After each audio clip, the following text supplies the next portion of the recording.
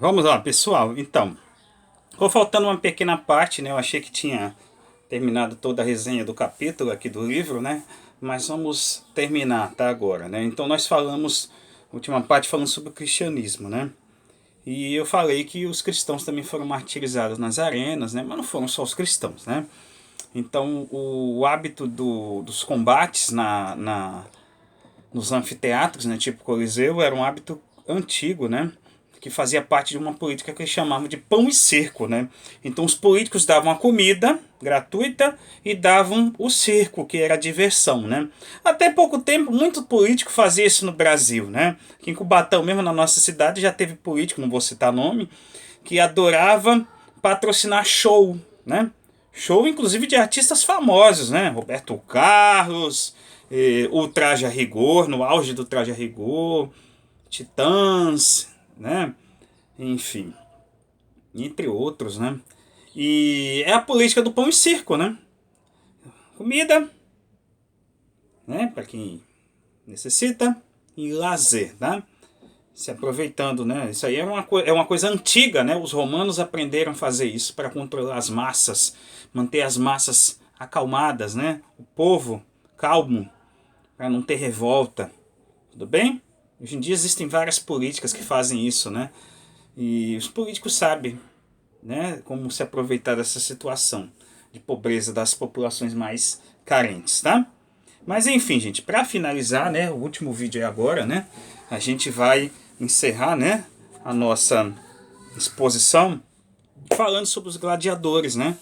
Então, e sobre o cerco romano. Então, eu vou falar sobre as corridas, né, primeiro. Então, tinham as corridas de bigas, né?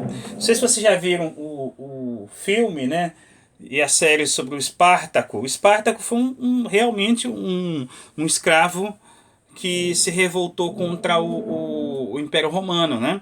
Ele realmente existiu e ele chegou a reunir milhares de pessoas em torno da causa dele, né? Que é uma causa também social.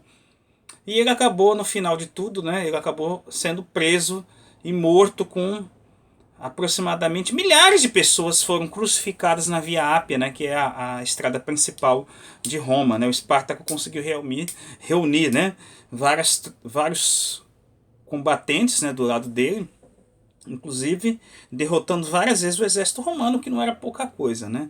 Mas no final acabou terminando como todo mundo terminava que enfrentava o Império Romano, tá? Mas enfim, ele foi crucificado, né, com milhares de pessoas. Tudo bem? Mas enfim, gente, outro era um personagem histórico, tá?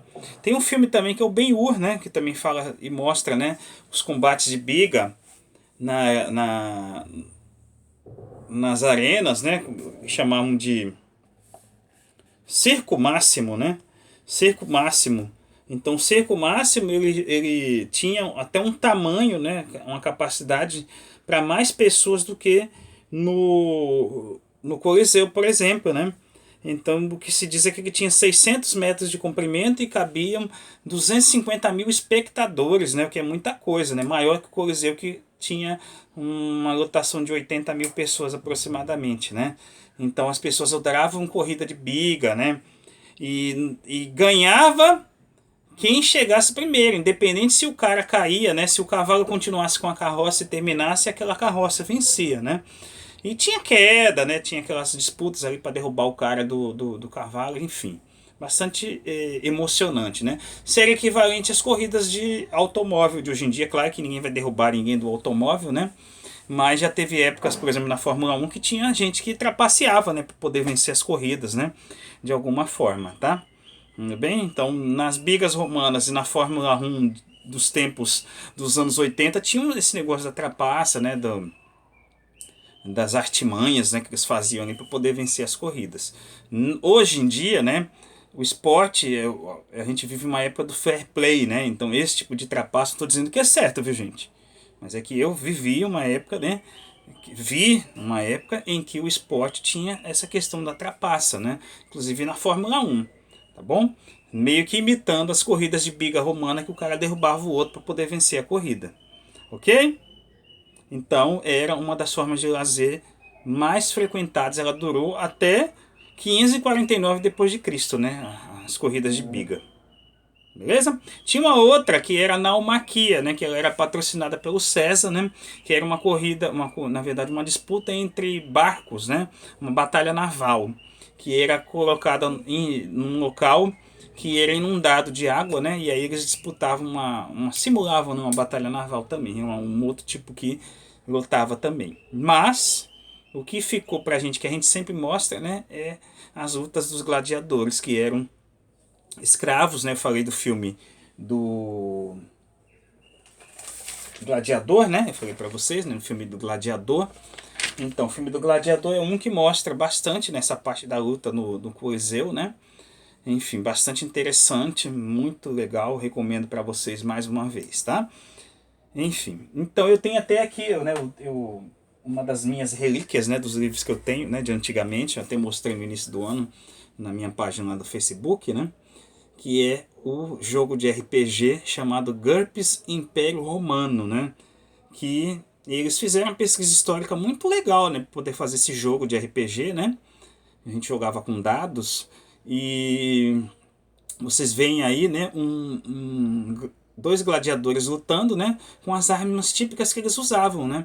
Que era o tridente, o gládio, né? Que é a espada, o capacete, né? Tipo de um sem proteção frontal, mas às vezes eles usavam o escudo e a rede, né? E no caso, né? Você percebe que eles usavam uma vestimenta que não era a vestimenta do exército romano.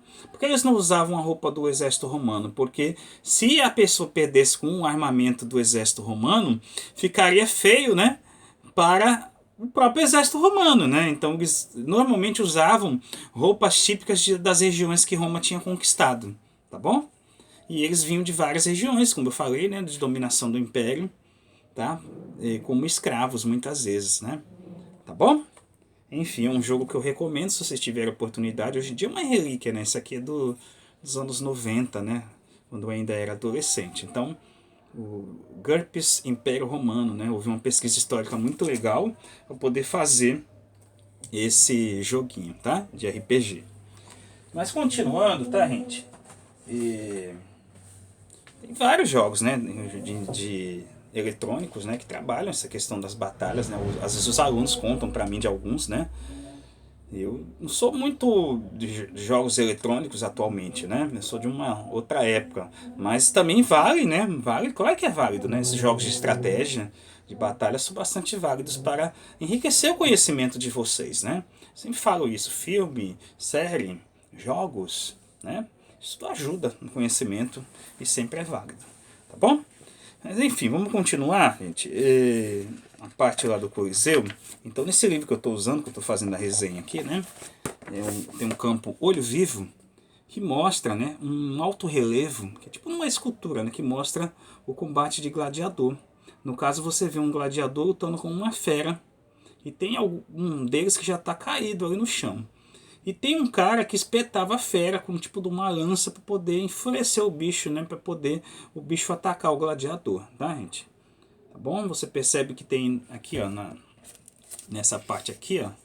Você vê que tem pessoas, né? Como se fossem observando, né? A cena ali, né? Do gladiador. Era um público bastante grande, tá? Então, nessas lutas tinha, né? Combate pessoa contra pessoa, né? Tinha pessoa contra um determinado animal selvagem e tinha animal contra animal, né? De todos esses aí eu sempre falo que coitado do animal, né? Que o animal é irracional, né?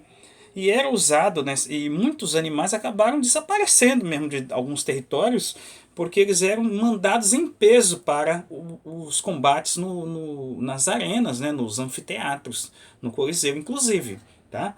Coitado do bicho, né? Urso contra tigre, leão contra rinoceronte, elefante, né? Esses animais selvagens aí que enfrentavam-se, né? Deixavam o bicho com fome, às vezes enfrentando pessoas, às vezes enfrentando eles mesmos, né? Outros animais, tá? Que é um absurdo, tá? Era um banho de sangue, vamos dizer assim. Mas o romano adorava. O que mais se aproxima hoje em dia das lutas da época, né? Eu sempre cito isso como exemplo, é o UFC, né? O UFC e outras empresas de combate, Bellator, né? Enfim, que é o tal do MMA, né? O esporte em si, né? que é um esporte de combate extremamente violento, cada um é adulto, né, vai lutar porque vale um dinheiro bom, né, mas tem as consequências, né, o cara se arrebenta todo mundo sabe, né, alguns ganham muita grana e outros, né, que são a maioria, acabam ganhando ossos quebrados, né, dentes quebrados, né, aqueles que ganham muito podem, depois de uma luta, ir no médico, fazer uma cirurgia e se recuperar, e aqueles que não, né, não tem dinheiro, tá, esses não se recuperam. Tá bom? Então o MMA ele trabalha com essa ideia do antigo Coliseu, né? Inclusive uma das aberturas, né, do UFC, quando o UFC começou lá no início dos anos, no final dos anos 90, início dos anos 2000, né, que chamava-se ainda Vale Tudo, era um gladiador mesmo, né? Era um gladiador, então lembrando, né, fazendo menção à Roma Antiga, né, a questão das lutas e tais, né? Só que na Roma Antiga o gladiador matava o outro, né? Se o gladiador que perdesse, ele olhava lá para o público. Se o público fizesse assim, ele ia continuar vivo. Se fizesse assim, então o que significava que o gladiador que tinha vencido a luta tinha que matar aquele que era o derrotado ali na história, tá, gente? Então tinha isso, né? Também, tá bom? Então, no UFC, ainda bem, né, nas lutas de MMA de hoje em dia, ninguém vai matar ninguém, né? Mas acontecem mortes, obviamente, né? Que é uma luta, né? É um combate, pode acontecer, né? Do cara ter uma concussão ali cerebral, né? E acabar vindo a falecer, um estrangulamento, né? Ter alguma quebra de algum osso, isso aí tem, né? Uma consequência das lutas de modo geral. Tudo bem? Mas enfim, faz menção à antiga luta de gladiadores, tá? Do Império Romano e de épocas anteriores também, né? Tá bom? Mas enfim, gente, é isso. Então, os gladiadores, eles, né? O que mais que a gente pode falar dos gladiadores, né?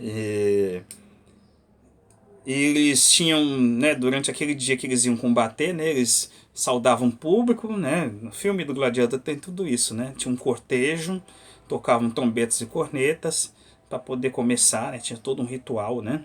Para eles poderem se enfrentar. E quem ganhava, obviamente, ganhava dinheiro, muita fama, né? Alguns que eram escravos conseguiam a sua liberdade, né?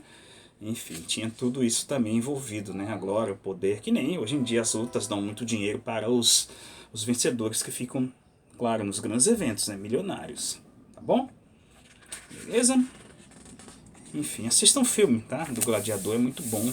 Assistam Espartaco, vejam o filme do Ben-Hur, tá? A última versão do Ben-Hur tinha participação do Rodrigo Santoro, né? Fazendo o papel de Jesus, né? Tá? Ben-Hur é uma ficção, Espartaco é uma realidade. O filme do Gladiador também, como eu já falei para vocês, mistura realidade com ficção, né? Como eu já falei no outro vídeo, o Marco Aurélio, né, realmente existiu, o imperador romano, e o Cômodos, né, também existiu, que também foi um imperador romano, filho do Marco Aurélio. O Maximus, que aparece no filme do Gladiador, é que é um personagem meio fictício, né? Ele de fato existiu, mas não é da mesma época e não é naquele contexto, né? Digamos assim, tá bom? Mas enfim, assistam, vale a pena. Gente, para finalizar, né, a nossa resenha do capítulo, né, dos nossos estudos, depois a gente estudará muito mais ainda sobre Roma, os povos germânicos, né? Então, para a gente encerrar, a gente vai ver sobre a expansão, né? Então, o que é expansão? Quando a gente escuta em história expansão, é um conceito que significa o quê? Espalhar, né? Eu lembro sempre da questão da manchinha de óleo, quando você joga óleo na água, espalha, né? Expande, né? Então é o Império Romano se expandindo, né? E cada vez que um determinado general ganhava uma batalha, vencia uma batalha, ele mandava fazer um arco do triunfo. Não tem um arco do triunfo em Paris, né? Quem já viu na televisão, nos filmes, ou quem já foi a Paris, né? Quem é privilegiado, enfim, de ir a Paris, já foi a Paris, enfim. É imitação do arco romano, né? O arco do triunfo de Paris é do Napoleão Bonaparte, né? Enfim, é um dos pontos históricos ali. Agora, o arco do triunfo em si era algo que era feito na Roma Antiga, né? Que significava que aquele general tinha vencido uma batalha e ele estava chegando em triunfo, né? Então, a vitória é para celebrar a vitória de um determinado general, tá bom? Então, esse aqui no caso é o arco de Constantino, né? Que aparece aqui no livro, mas tinham vários arcos, né? Tá bom? Então, representando as vitórias, né? Então, no caso, quando eles foram conquistando território, eles foram fundando cidades em países atuais, né? Não existiam os países ainda, mas foram fundando cidades, né? Povoados, né? Que depois, aldeias depois viraram futuramente cidades, né? Então, por exemplo, em Portugal, a cidade de Lisboa, né? Quando ela foi fundada pelos romanos, ela chamava Olisipo, né? E a região era chamada de Lusitânia, dos lusos, dos lusitanos, né? Que era um povo que vivia lá, né? Os iberos, os lusitanos, e depois chegam os celtas, né? Essa é a história da Península Ibérica, né? Lusitânia, que eram os primeiros deles, né? O primeiro povo a chegar lá. E a Hispânia, Hispânia com H, que deu origem à Espanha atual, né? Tinha gente vivendo lá também, tá? E assim vai. Mas em Portugal eles fundaram a cidade de Olisipo, que depois chamada de Lisboa. Sevilha e Barcelona, na Espanha, também foram fundadas pelos romanos. Colônia e Munique, na Alemanha, também foram fundadas pelos romanos, tá? É se vocês verem, né? Lyon, na França, também, né? Foi fundada pelos romanos também. E até Londres, né? Na Inglaterra, também foi fundada pelos romanos também, né? Então, lembra que o território da Inglaterra era de dominação dos bretões, né? Acabou sendo posse depois dos romanos, né? As conquistas romanas futuras, tá bom? Beleza, gente? Então, encerramos aqui a resenha do nosso capítulo, né?